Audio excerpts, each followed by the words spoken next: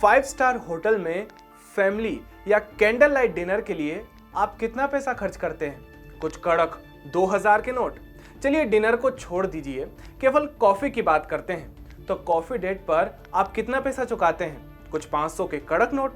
लेकिन आपसे कहा जाए कि इतनी ज्यादा कीमत चुकाने के बाद भी आपकी प्लेट में कीड़े या एक्सपायर्ड फूड परोसा जा रहा है, तो आपका क्या रिएक्शन रहेगा?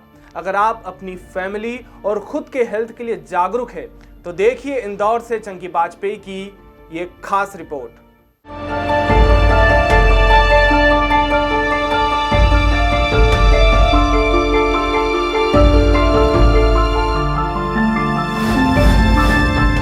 किसी भी रेस्टोरेंट या होटल पर आदमी के भरोसे का क्या आधार रहता है? सरकारी एजेंसीज द्वारा दिए गए सर्टिफिकेट। लेकिन इस सर्टिफिकेट के बावजूद कई होटल्स में बड़ी बड़ी लापरवाही सामने आ रही है। हाल ही में इंदौर के रेडिसन ब्लू होटल में भारतीय खाद्य सुरक्षा और मानव प्राधिकरण ने छापामार कार्रवाई की तो होटल के किचन से कीड़े मिले और कई खाद्य सामग्रियां भी एक्सपायर्ड मिली। इस घटना के बाद से हड़कंप मचा हुआ है। मामले की गंभीरता को देखते हुए मृदभाषी ने इस विषय की तह तक जाने की कोशिश की और वो जरूरी जानकारी निकाली जो सीधे आपको और आपके परिवार के स्वास्थ्य से जुड़ी हुई है। इंदौर को देश का फूड कैपिटल कहा जाता है। जब कोई इंदौर घूमने आता है तो यहाँ के स्वादिष्ट चटपटे व्यंजन का स्वाद जरूर लेता है। इंदौर के 56 बाजार और सराफा चौपाटी को तो क्लीनेस्ट फूड स्ट्रीट का अवार्ड भी मिल चुका है। मतलब सड़क तो साफ है, लेकिन खाना, क्या आप तक पहुंच रहा खाना क्लीन है, साफ सुथरा है, वेल कुक्ड है? स्ट्रीट फूड तो छोड़िए, बड़े बड़े नामी रेस्टोरेंट और होटल्स का क्या हाल है?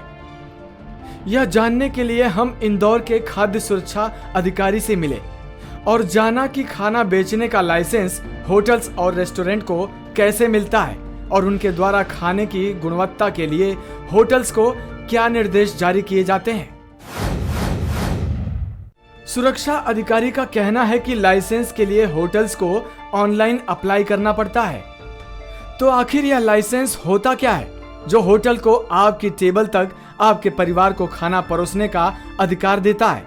आइए समझते हैं। बड़ी होटलों, रेस्टोरेंट और बड़े संस्थानों को FSSAI के लाइसेंस की जरूरत होती है, क्योंकि FSSAI के कुछ नियम तय होते हैं जिसको होटल और रेस्टोरेंट को फॉलो करना पड़ता है, जिसके तहत कस्टमर को दी जाने वाली सुविधाओं का ध्यान और FSSAI के नियमों का पालन करना होता है। होटल के पास उपभोक्ता शिकायत निवारण, थर्ड पार्टी ऑडिटिंग रिकॉर्ड, स्वीकृत विक्रेता सूची जैसी चीजें होनी चाहिए, तभी उन्हें FSSAI अथॉरिटी देता है।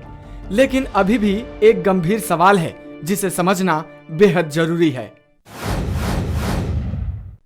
मान लीजिए कि कोई रेस्टोरेंट या होटल FSSAI से मान्यता हासिल कर लेता है, लेकिन उसके बाद लापरवाही बरतना शुरू कर देता है और अपने ग्राहक यानी हमारे स्वास्थ्य से खिलवाड़ करना शुरू कर देता है, तो उस पर कोई कार्रवाई क्यों नहीं होती?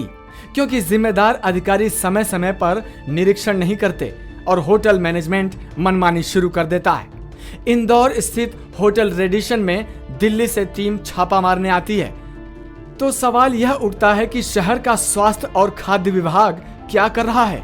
क्यों वो समय समय पर निरीक्षण और कोई उचित कार्रवाई नहीं कर रहा, जिससे होटल और रेस्टोरेंट अपनी मनमानी में उतर आए हैं।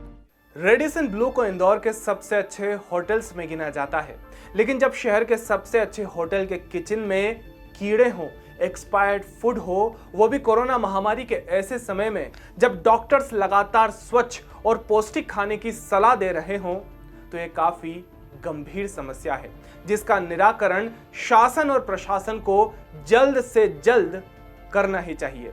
नमस्कार, मैं हूं तुषार। आपसे जुड़ी ऐसी ही जरूरी खबरों के लिए आप देखते रहिए मृदुभाषी।